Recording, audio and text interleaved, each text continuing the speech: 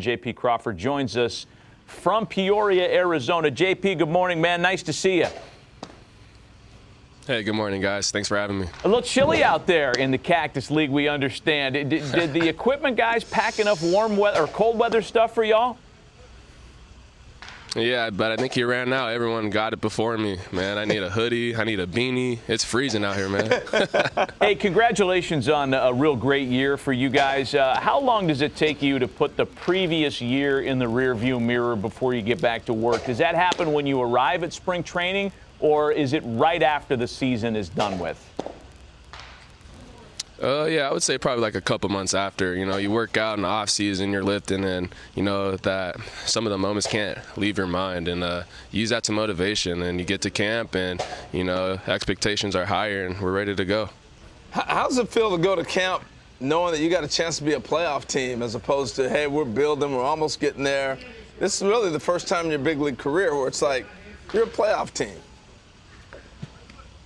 Yeah, I mean, ever since the first day we got here, we did drills, and everyone seems to buy in. Everyone's doing stuff 110%, and, you know, the workouts are great. Everyone's really excited, and everyone's on the same page. It's an exciting time. I can't believe this is your 5th year in Seattle. I mean, wow, man. I remember you in Philly.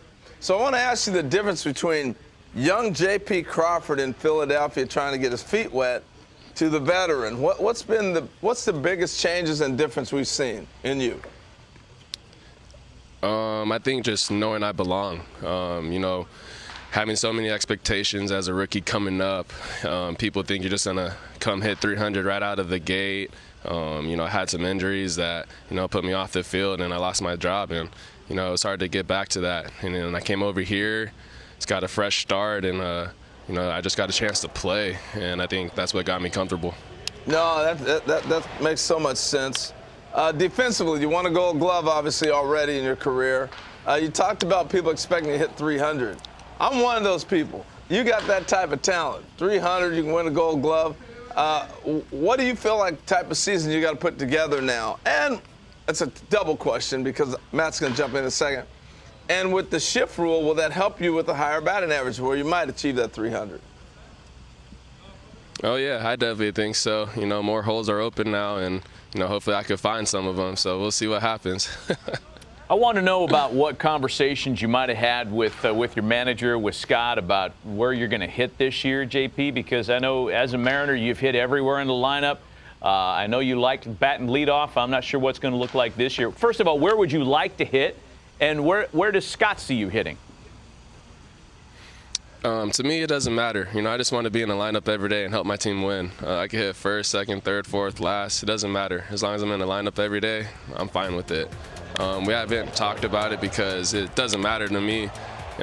Wherever I've hit, wherever I'm at in the lineup, I'm going to do my best to, you know, get some runs in, get on base, and do my job.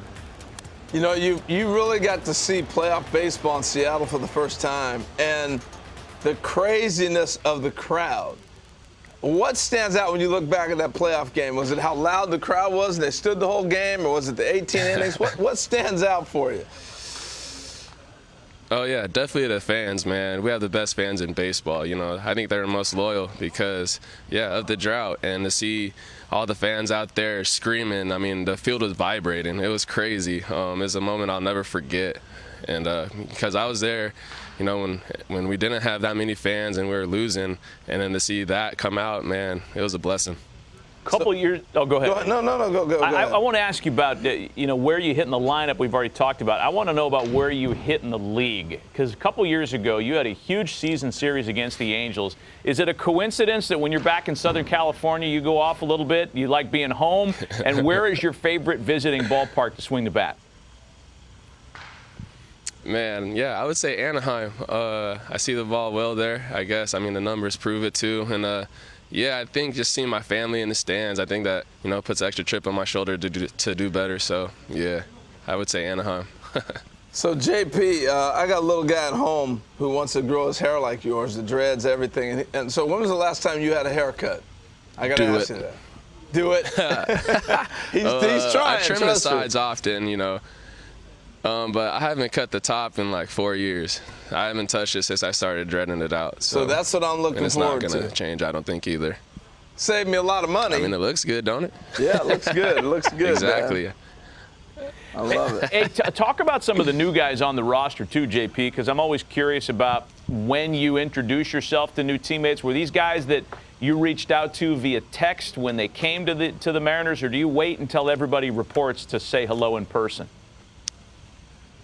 Oh, no, I'll get their number, and I'll shoot them a text, just saying if you need anything, if you have any questions, don't hit up anyone else. Hit up me because, I want to be that guy. I feel like I'm the leader on this team, so come to me if you have any questions. There's no doubt you've been the leader of this club, and I've watched you grow, like we talked about earlier, from the draft to Philly to now. Have you had to change your personality to be the leader, or was this always in you to be that leader? Yeah, it was always in me, I feel like. But, I had a chance to really prove it here, and, everyone looks up to me in that way. So, yeah, I took that challenge. Hey, last question, JP. Present company excluded, so you can't say yourself. Give us one Mariner who's going to be that sneaky pick to click, that guy who you think is going to have a big year that maybe people aren't looking for. Jared Kelenic. You heard it here first. There it is. Or someone else didn't answer that first. No, hey, man. Yeah, I'm going with Jared. 3 homers already. Tell me why, real quick, what you're seeing different now than last year. Man, the confidence is through the roof. Ever since he walked in here the first day, you could just tell something clicked and something changed just all around. You could just tell he grew up a little bit, and he matured this offseason. And, his approach, his swing is looking locked in right now. So, yeah, he's my pick for sure. So you can identify with that, though. I was going to this will be our last thing because I know we're going to let you go. You got to get to work. But you struggled a little bit, grew up, humbled you a little bit. Have you had conversations with Jared about that? Oh, yeah, I definitely have. We had some talks last year, just trying to calm him down a little bit. I've been in this spot, like you said, the world's going 1,000 miles per hour. You just need it to slow down a little bit. And sometimes you just need to hear a player's voice to calm you down. Hey, JP, awesome. We appreciate the time, man. That's why you're leading that club. Wish you a lot of success this year, as always. Thanks for visiting with us, and we'll catch up with you down the road. Thanks again. Thanks for having me, guys. Don't sleep on that hoodie now. That's nice. I got to get one of those. We got to get some stuff. Nice.